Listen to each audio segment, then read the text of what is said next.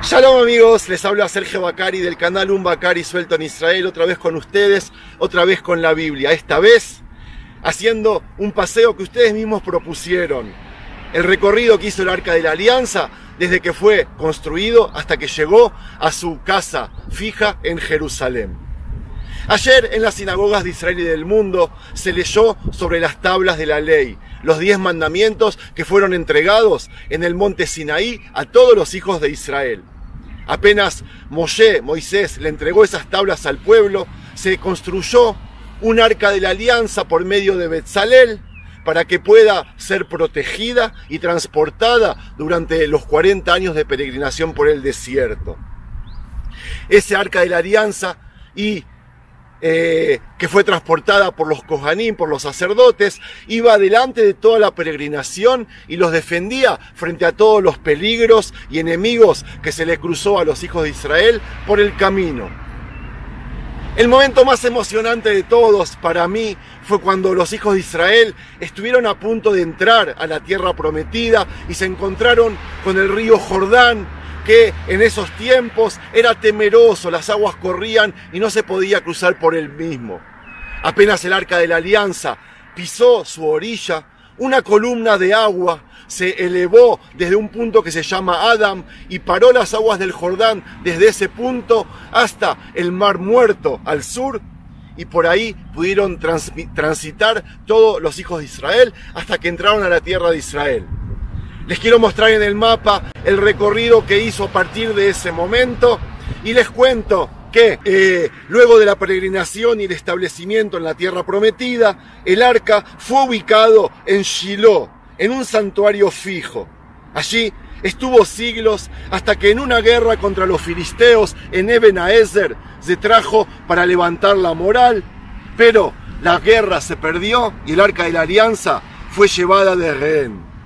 A partir de ese momento, epidemias atacaron a todo lugar que iba sido llevado el arca en tierras filisteas, ya sea en Ashkelon, ya sea en Ashdod, ya sea en Ekron, ya sea en Gat, hasta que, por arte de magia, el arca de la alianza fue entregada, dejada en libertad y de vuelta a los hijos de Israel sin ningún convenio, sin ninguna negociación, sin nada. El arca llegó hasta Bet Shemesh, pero cuando los hijos de Israel se regocijaron, a ellos también les atacó una epidemia. Y ellos decidieron transportar el Arca de la Alianza hasta este mismo lugar en el que estoy ahora.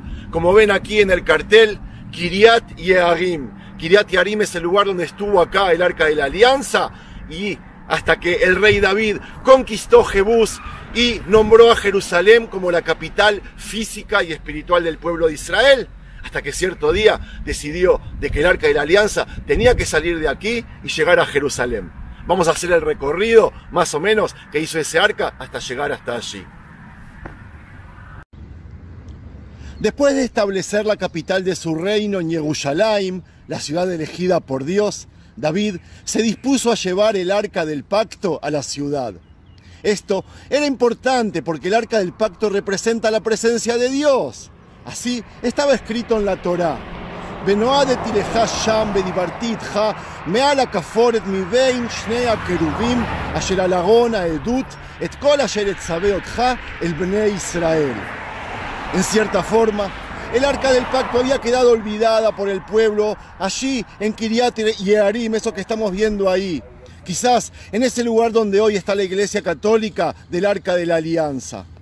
Antes, ese lugar era supuestamente la casa de un levita, donde permaneció el arca por muchos años. ¿Cómo sabemos eso? Está escrito en Shmuel Aleph, en Samuel 1. ויבואו אנשי קריית יערים ויעלו את ארון אדוני ויביאו איתו אל בית אבינדב בגבעה ואת אליעזר בנו קידשו לשמור את ארון אדוני. ויהי מיום שבט אהרון בקריית יערים וילבו הימים ויהיו 20 שנה וינהו כל בית ישראל אחרי אדוני.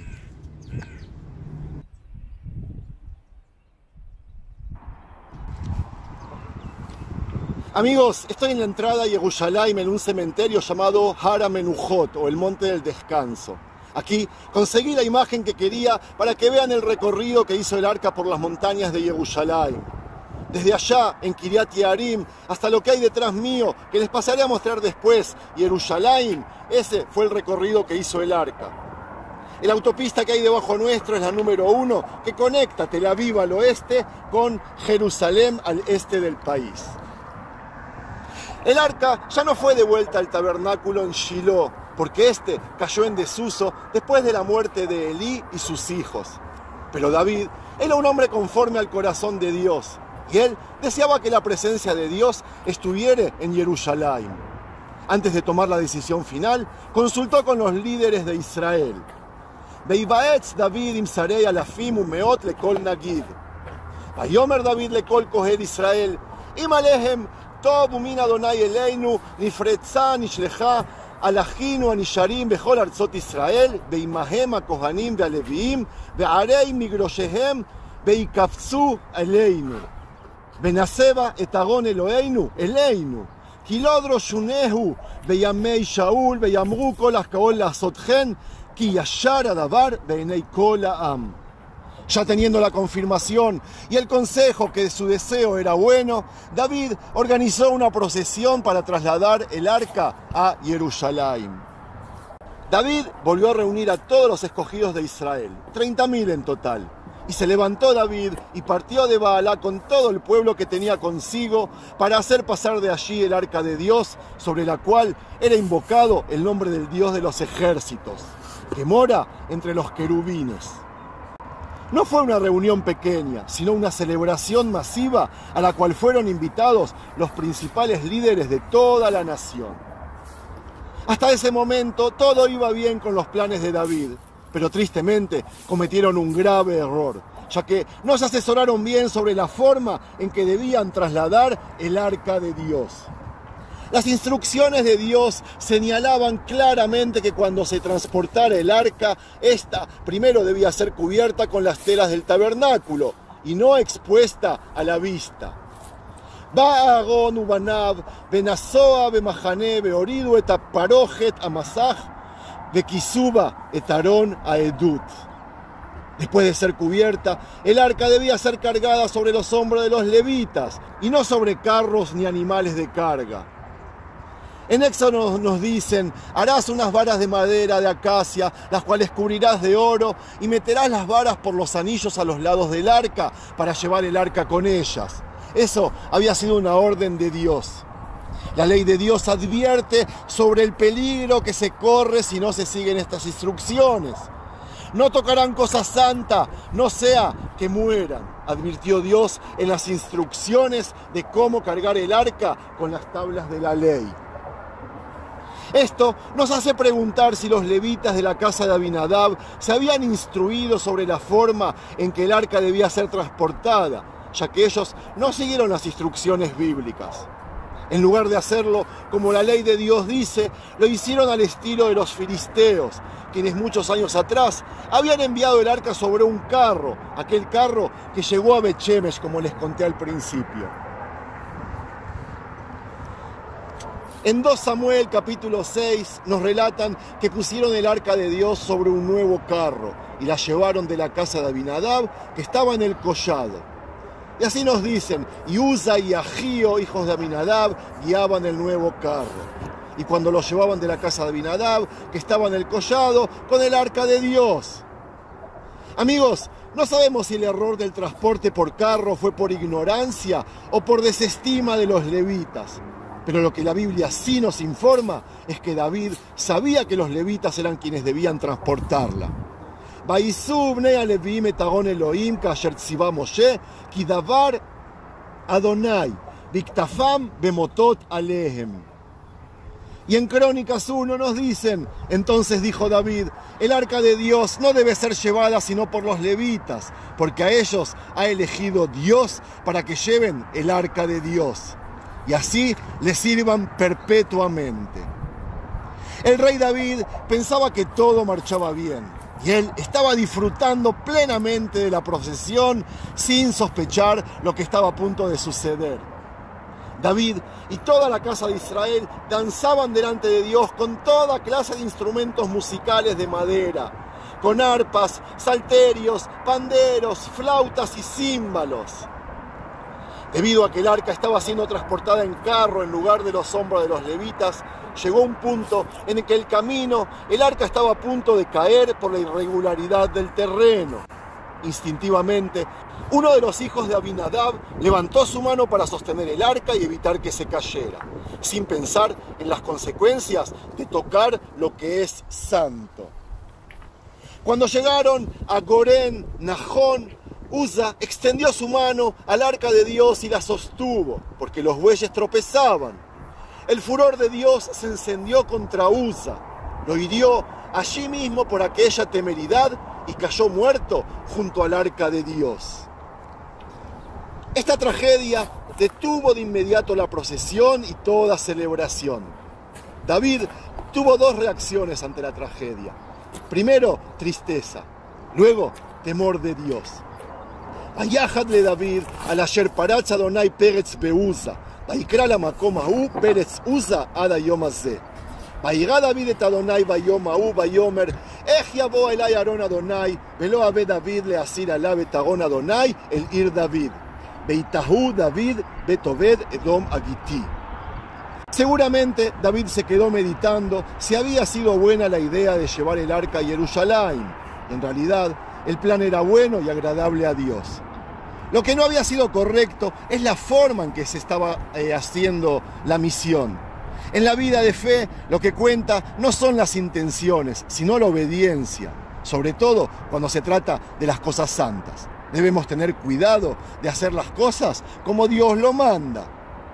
El problema en esta historia no era el arca en sí, sino la forma en que fue transportada. Y para revelar esto, Dios bendijo la casa del hombre que recibió el arca. וישב ארון אדוני בית עובד אדום הגיתי 3 חודשים, ויברך אדוני את עובד אדום ואת כל ביתו. Cuando David se enteró que Dios había bendecido la casa de Obed-Edom, entendió que su Dios sí quería el arca en Jerusalén y se dispuso a hacer un nuevo intento de traslado. En esta ocasión, David se aseguró de hacer las cosas como Dios manda. Esto fue lo que pidió a los levitas. ויאמר להם, אתם ראשי האבות ללוויים התקדשו, אתם באחיכם, ועליתם את ארון אדוני אלוהי ישראל אל הכינותי לו. כי לא תרשינהו כמשפט, והתקדשו הכהנים והלוויים, והעלות את ארון אדוני אלוהי ישראל. David se aseguró de que se siguiera la ley de Dios al pie de la letra, y además tomó otras precauciones. Después de cada 6 pasos, David hizo como 7º paso 2 sacrificios, en caso de que fuera necesario cubrir algún pecado por ignorancia. Amigos, podemos imaginar que la procesión del traslado del arca tomó un largo tiempo. Sin embargo, era mejor ir despacio, pero seguro.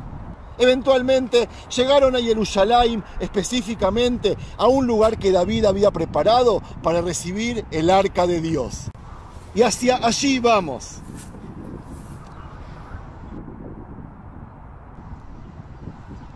Bueno amigos, estamos exactamente en la antigua ciudad de David. Hoy es una aldea árabe llamada Siluán, frente al Monte de los Olivos y el Monte del Templo, como están viendo. Allí sería el nuevo hogar del Arca de la Alianza cuando el hijo del rey David, Shlomo, Salomón, construya el gran templo, la casa de Dios. Pero mientras tanto, el arca estuvo aquí, en esta zona, dentro del palacio del rey David.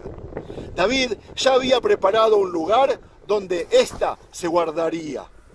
Vayaslo batim beir David, vayajen makom le Aarón Elohim, vayetlo Joel. Nos cuentan en Crónicas 1. En la narrativa de la procesión del arca hacia Jerusalén, la Biblia señala que David danzó con pasión a lo largo de todo el camino. Ese era un día de gran júbilo y gozo para David. Y la danza es una forma natural de expresarlo. Pero una persona se molestó por ello. Cuando el arca de Dios llegó hasta aquí, Mijal, La esposa y la hija de Shaul miró desde una ventana y vio al rey que saltaba y danzaba y lo menospreció en su corazón. Tristemente, Mijal no superó su descontento ni se guardó sus pensamientos, sino que se encargó de manifestarle su desagrado a David. Mijal lo recibió en el palacio con palabras hirientes. «Cuán honrado ha quedado hoy el rey de Israel, descubriéndose hoy delante de las criadas de sus siervos, como se descubre sin decoro un cualquiera». Amigos, si en la Biblia hay un mandamiento que las mujeres deben cumplir con su marido, es el de respetarlo. Esta es la base de una buena relación matrimonial, al igual que el amor del hombre hacia su mujer. Casualidad o no, pero Mijal nunca tuvo hijos hasta el día de su muerte. Amigos, para terminar les cuento que el tabernáculo de David no pretendía sustituir al tabernáculo de Moshe. Más bien, fue una revelación que el rey recibió como mensaje profético. En él se revela el deseo de Dios de conectar sin barreras con el ser humano. Y no solo con los hijos de Israel, sino también con todos los gentiles, lo cual es parte de su plan de redención para la humanidad. Este deseo de Dios de extenderse a todos los hombres que quieran unirse a Él, incluso a los gentiles, quedó plasmado en una profecía de Yeshayahu. Yo se las quiero leer en español. Así dijo Dios: guardad derecho y haced justicia, porque cercana está mi salvación para venir y mi justicia para manifestarse. Bienaventurado el hombre que hace esto y el hijo de hombre que lo abraza, que guarda el día de reposo para no profanarlo y que guarda su mano de hacer todo mal. Y el extranjero que sigue a Dios no hable diciendo: me apartará totalmente Dios de su pueblo, ni diga el eunuco: he aquí, yo soy un árbol seco. Porque así dijo Dios: a los eunucos que guarden mis días de reposo y escojan lo que yo quiero y abracen mi pacto, yo les daré lugar en mi casa y dentro de mis muros. Y nombre mejor que el de hijos e hijas, nombre perpetuo les daré que nunca perecerá. Y a los hijos de los extranjeros que sigan a Dios para servirle y que amen el nombre de Dios para ser sus siervos, a todos los que guarden el día de reposo para no profanarlo y abracen mi pacto, yo los llevaré a mi santo monte y los recrearé en mi casa de oración. Sus holocaustos y sus sacrificios serán aceptos sobre mi altar, porque mi casa será llamada casa de oración para todos los pueblos. Dice Dios el Señor: el que reúne a los dispersos de Israel, aún juntaré sobre él a sus congregados. Esta unión sin barreras entre Dios y el hombre tendrá su cumplimiento perfecto hasta después del milenio, cuando la nueva Jerusalén descienda del cielo.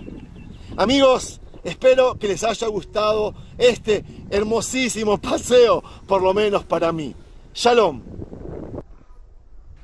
¿Qué tal? Soy Nicole. Si te gustó el video de un Baccarí suelto en Israel, suscríbete y compártelo. Gracias. Chao, chao.